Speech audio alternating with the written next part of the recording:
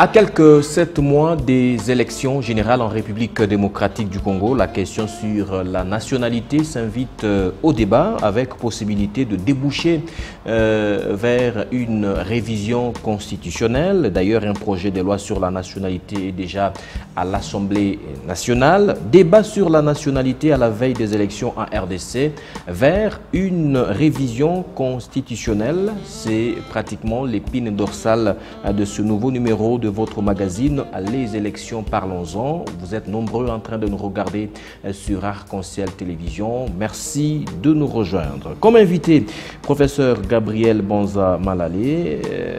Professeur, bonjour et bienvenue. Bonjour, Magloire. Professeur Gabriel Banza Malalé, il est député provincial du Haut-Katanga justement et aussi professeur des droits constitutionnels à l'université de Lubumbashi. Professeur, comme annoncé précédemment, à quelques 7 mois des élections générales en RDC, la question sur la nationalité vient pratiquement s'inviter au débat avec possibilité de déboucher à une révision constitutionnelle. C'est quoi tout d'abord votre point de vue à ce sujet ? Merci beaucoup d'abord pour l'audience que vous venez de m'accorder à votre chaîne Arc-en-Ciel. Justement. Merci beaucoup. C'est nouveau-né. Oui. Je vous souhaite toutes les bonnes choses. Merci. Succès, réussite et performance. Merci beaucoup. Les gens veulent beaucoup parler du Congo sans connaître le Congo, c'est quoi? Quand vous connaissez le Congo et vous parlez du Congo, il faut toujours prendre soin de savoir à quel niveau vous vous situez de la définition du Congo. Parce qu'il y en a 3. Ok. Il y a le Congo traditionnel. Celui-là s'écrit avec la lettre K. C'est de celui-là que, venu par pseudonymat, le nom Congo moderne avec la lettre C. Je ne sais pas si nous nous entendons. Correct. C'est en fait la représentation ou le symbole de tous les États ethniques, de tous les États traditionnels, des droits coutumiers. Parce que chacun des Congolais appartient à un État traditionnel. Okay. Et celui-ci, pour le gouverner, il y a les principes à caractère coutumier qui ne sont pas les mêmes partout. Moi, je suis Moulwakat. Il est strictement interdit à un roi des Balouba, enfin au trône des Balouba, à un quelconque milieu que ce soit, de voir une femme prétendre d'occuper le fauteuil. Celui-ci est strictement réservé aux hommes. Okay. Il y a ceux qui sont dans la dynastie, dans la lignée de cette dynastie, qui doivent accéder de père en fils. Successivement, quand le papa meurt, c'est le fils qui succède. Et il y a des principes traditionnels ou coutumiers qui existent.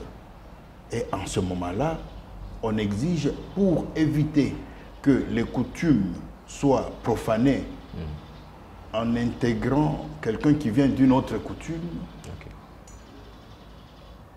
à créer une sorte de virus. Nous l'avons même vu en Angleterre. Le prince, aujourd'hui roi, avait une amie, Diana, c'est Diana, je crois, qui est africaine, je crois qu'elle doit être du Maroc ou quoi. Mais elle était déjà enceinte. On se disait, mais finalement, celui qui va naître là, ça va être un prince. Et il a la potentialité de devenir roi d'Angleterre. Donc un Africain à la tête du trône d'Angleterre. Il y a plus de 500 ans que ce trône existe. C'est un domaine réservé aux Anglais, dans leur culture. Donc vous comprenez, je pense dans la stratégie traditionnelle ou politique comment britannique, on avait commandité un accident dans un tunnel à Paris, et cette femme est morte de manière insolite. Jusqu'aujourd'hui, ce n'est pas expliqué. C'était pour mettre fin à ce schéma-là, justement. C'était pour mettre fin à la possibilité de voir un prince d'Angleterre, d'origine africaine, d'origine Angleterre, ne serait-ce que des mères. Et Kadima a raison. Malheureusement, c'est une question... Vous voulez parler de Tchani, pas de Kadima? Plutôt, je m'excuse. Kadima m'a tellement beaucoup énervé aussi qu'il est resté un esprit présent dans ma tête, comprenez mon émotion, qu'il m'en excuse là où il est, mais au moins, je le cite pour le rendre davantage vedette, quoi. Donc ici, Tchani vient avec cette conception traditionnelle. Il veut la transposer là où toutes les cultures, toutes les coutumes congolaises se mettent ensemble pour définir qui doit être l'homme qui doit gouverner le Congo.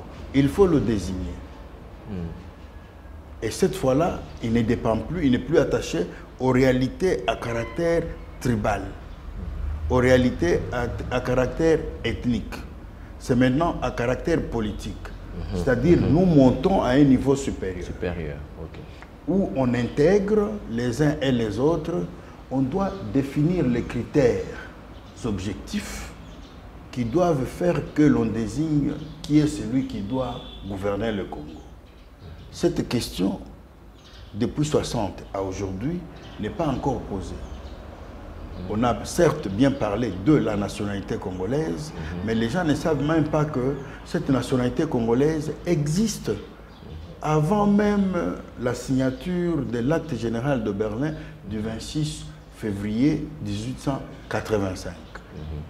Ceux qui ont conçu le Congo, les savants, les scientifiques, les génies d'Europe et des États-Unis, s'étaient déjà mis en tête l'idée de créer une nation congolaise qui n'appartient qu'aux Congolais. C'est pourquoi on parle d'une nationalité exclusivement réservée aux Congolais. Et ces Congolais-là sont qui? C'est ceux des hommes et des femmes qui vont se retrouver dans les limites territoriales de l'État que nous appelons l'État du Congo. Autrefois, c'était l'État indépendant du Congo. Aujourd'hui, la République démocratique du Congo, après avoir été République du Zaïre. Donc, tous ceux qui sont dans ces limites-là, ne posez pas la question. Ils viennent d'où? Mais dès lors qu'ils sont établis dans les limites de ce territoire-là, ils sont congolais et ils ont la nationalité congolaise.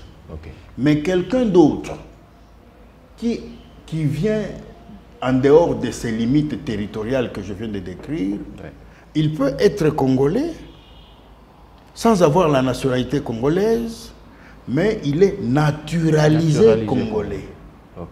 C'est-à-dire, il prend la nature des Congolais. Quand est-ce qu'il va prendre la nature des Congolais? C'est quand on le voit et on voit les Congolais de nationalité congolaise, on voit qu'il n'y a pas dans son comportement une distinction. Ça signifie quoi? C'est français, quoique blanc. Il vient chez nous, il épouse une fille chez nous. Nous l'acceptons dans la famille de nous, notre petite famille, nous, dans la grande famille, la famille des Congolais. Et à ce titre très précis, ce Français-là, nous l'appelons plus Jean-Pierre ou André, nous l'appelons beau-frère. Quand il est beau-frère, ça signifie quoi? Chez nous, tous les hommes sont moches. Celui qui est beau, c'est celui qui vient prendre notre sœur. Il fait honneur à notre famille au lieu que notre sœur reste sur la chaussée, une femme libre, mais il vient la couvrir de son honneur pour que notre fille devienne honorée par ce Français-là, par quelqu'un d'autre d'une autre tribu. Alors, prof, je m'excuse. Si je peux, c'est très important parce qu'on y va de manière abracadabrante, au point que l'on dise n'importe pourquoi. Ok, je vous en prie. Donc, en ce moment-là, celui qui est naturalisé congolais, on donne aussi des conditions pour qu'il puisse obtenir la nationalité congolaise. La loi prévoit ça. Oui. Un homme comme monsieur ici à Lubumbashi, monsieur Nazem,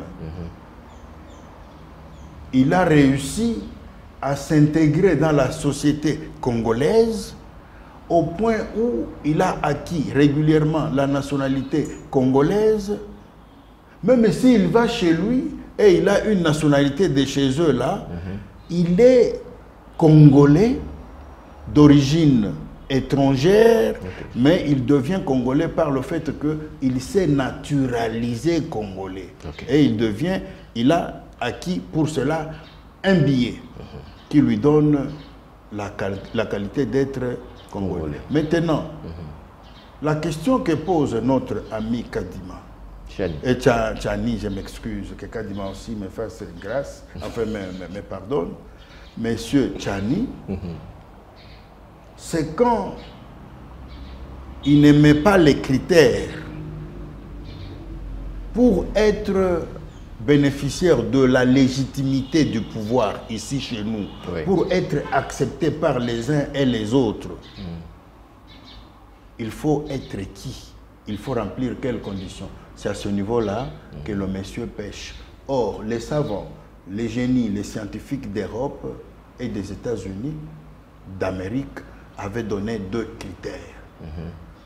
Et ces critères-là étaient fixés dans un acte additionnel à l'acte général de Berlin le 23 juin et le 23 février 1885. Il faut, être capable de venir avec un programme de la modernisation du Congo, de la modernité, comme celui que Joseph Kabila a inventé. Donc vous comprenez. Il faut en même temps aussi, à côté de ce programme-là, être capable de défendre le principe de la liberté de commerce de toutes les nations du monde ici chez nous. Attention, quand on parle de la liberté de commerce, les gens croient que c'est comme aujourd'hui où tout le monde est en train d'accéder à nos minéraux. C'est faux. Il faut suivre ce que cela aura été. Après 1890, on a créé la Fédération du Katanga, la concession du Katanga, pour apporter les capitaux. C'est le 12 mars 1891 que l'on crée cette fédération. Pour être membre de cette fédération-là, il faut d'abord vous faire inscrire à votre maison de commerce chez vous, et votre maison de commerce vous met sur la liste de ceux qui doivent travailler soit dans les mines, dans le transport, dans l'agriculture, pêche et élevage dans le Katanga. De telle sorte que, en travaillant dans le Katanga, vous ne soyez pas un homme indépendant. Même si vous commettez des gaffes, on n'a pas besoin à vous poursuivre vous. On va poursuivre votre État qui est solvable par rapport à ce qu'il faille payer comme et réparer comme dommages causés dans le Katanga. Bref, donc, ce sont ces principes, mais tandis que la loi de M. Tchani, ou le projet de loi M. Tchani, c'est tout simplement cet esprit villageois, cet esprit du village, cet esprit traditionnel qui le hante, et il trouve que celui qui doit trôner au Congo, c'est comme son roi, le roi de son village, qui ne peut provenir que de la lignée. Il n'en est donc rien du tout. C'est pourquoi vous avez compris, j'ai eu à faire cette présentation en vous prenant un peu beaucoup. Alors, à bien vous comprendre, professeur, est-ce que cette proposition vient-elle énerver la Constitution quand on regarde par exemple l'article 10 de cette dernière qui a presque résolu le problème? Oui.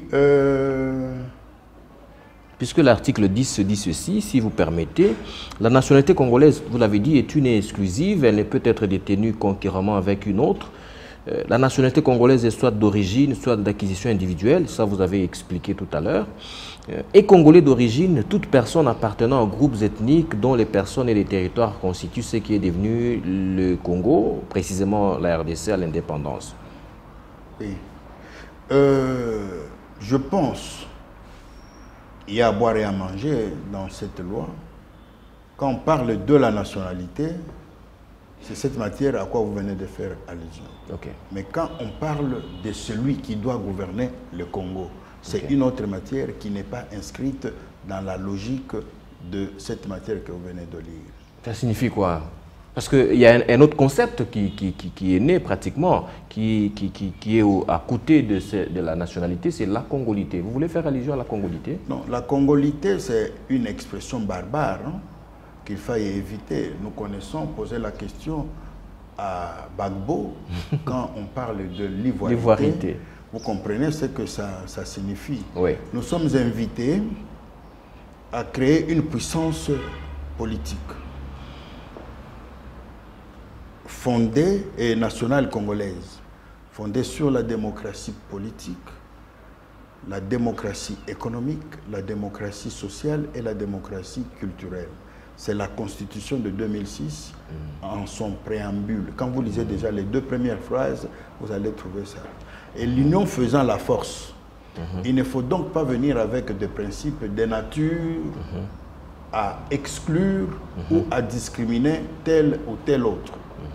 Dès lors que vous êtes Congolais, vous l'êtes, personne ne peut vous discriminer. Okay. Personne ne peut vous discriminer. Ici, je dis, Tchani apporte un élément nouveau, celui de la personne qui doit gouverner le Congo. Ce n'est pas cette matière sur la nationalité. Sur la nationalité. Okay. En quelque sorte, c'est l'une des conséquences de la matière que vous venez de lire. Okay. Mais s'il pose cette question, voici ce que ceux qui ont créé le Congo avaient voulu dire. Déjà le 8 juillet 1879, 8 juillet 1878. 18, hein? C'est avant même la conférence de Berlin. Oui. On va créer un État qui va intégrer tous les autres petits États. Et cet État-là sera grand, au cœur de l'Afrique. Et il ne va être gouverné que par les personnes. Je dis bien, les personnes qui auront soutenu, défendu et protégé cette entreprise. Parce que quelque part, le Congo, c'est une entreprise internationale. Qu'on mette ça en tête. Et même quand vous constatez de manière évolutive, les personnes qui ont gouverné le Congo ont effectivement été désignées par ces puissances-là, commençant par Léopold II. Contrairement à ceux qui... Quand je suis certaines de vos chaînes de télévision qui nous montrent le Congo est une propriété privée, une ancienne propriété privée de Léopold II, ça me fait très mal au cœur. Parce qu'à l'intérieur même de ce Congo-là, il y avait les domaines privés réservés au roi. Comme quand vous allez ici à Caravia, le domaine du Golfe là, c'est le domaine du roi. Le cercle hippique, c'était le domaine du roi. Vous comprenez? Oui. Quand vous allez par exemple dans les Virunga, le parc Virunga là, c'était aussi comme le domaine du roi. Vous arrivez partout à Kinshasa, le cercle, la partie du Golfe là, c'est aussi le domaine du roi. Donc, tout en ayant des petits domaines à l'intérieur du Congo, et on va dire que tout le Congo était un domaine privé du roi. Faites attention, il n'en est rien du tout. Le Grand Congo est un état de convention. C'est un état de concertation, d'intégration, à la fois de tous ceux qui se mettent ensemble, qui sont les hommes avec leurs terres. Il faut aussi savoir que même à l'intérieur du Congo, il y a des lieux où depuis que Dieu est Dieu, on n'y a jamais vu la présence d'une vie humaine. Toujours ici au Congo, prenez votre avion, allez vers Kinshasa, vous allez vous retrouver qu'il y a des heures, des minutes et des minutes, des kilomètres et des kilomètres, des terres non occupées par un seul individu. Aucune personne ne peut dire que ça m'appartient. Donc ici, c'est pour vous dire que, interrogeons ceux qui ont créé le Congo, c'est pourquoi moi je parle d'un droit constitutionnel, de comment le Congo a été constitué depuis les origines à aujourd'hui. Quand vous suivez cette question-là, et vous allez vous rendre compte, elle a été résolue, celui qui doit gouverner le Congo, il doit obtenir le bénéfice de la légitimité du pouvoir, à la fois interne et externe. D'où la force de celui qui gouverne. Donc le pouvoir doit être fort. Fort parce qu'il est soutenu et à l'intérieur et à l'extérieur. À l'intérieur, vous devez convaincre les citoyens congolais avec votre plan de la modernisation. À l'extérieur, vous devez aussi rassurer que ce plan à l'intérieur ne peut réussir que si et seulement si les puissances venaient avec leurs capitaux privés pour investir dans toutes les potentialités naturelles que le Congo regorge. Donc, en ce moment-là, le pouvoir doit être fort. Il faut obtenir la double légitimité. La double légitimité. Sans que l'on dise, ce monsieur-là, il est de père et de mère. C'est minuscule. C'est tous ceux qui ont gouverné le Congo jusqu'à aujourd'hui. Je ne vois pas celui qui n'ait pas été congolais. Mais quand vous voyez le Congo jusqu'en 60, ça n'a jamais été gouverné, même pas administré, quelque part par les Congolais. Différemment des autres pays comme le Sénégal. Le Sénégal a connu depuis 1937 de Sénégalais qui étaient en train d'être exercés à gouverner leur État. Mais chez nous, de 1860 à 1960, un siècle durant, aucun Congolais n'avait accédé à la gestion de la chose publique, à un quelconque degré que ce soit. Sinon, c'était des plantons, c'était des menuisiers, c'était des plombiers, des maçons que l'on formait, point et trait. Et donc, dans sa proposition, que l'on ne puisse pas parler de, comment dire, proposition de loi sur la nationalité, il n'en est pas question. Alors, c'est quoi le concept qu'on devra, puisqu'il y a certains qui attribuent sa proposition rigoureusement, à la moi je parle en de loi sur la congolité. Non, oui, ils extrapolent. Oui, ce n'est pas ça, monsieur. Ce n'est pas ça, monsieur Tchani. Oui. Monsieur Tchani vient avec un élément complémentaire à la loi sur la nationalité. Il dit qui doit gouverner le Congo. C'est très clair. Il faut y répondre.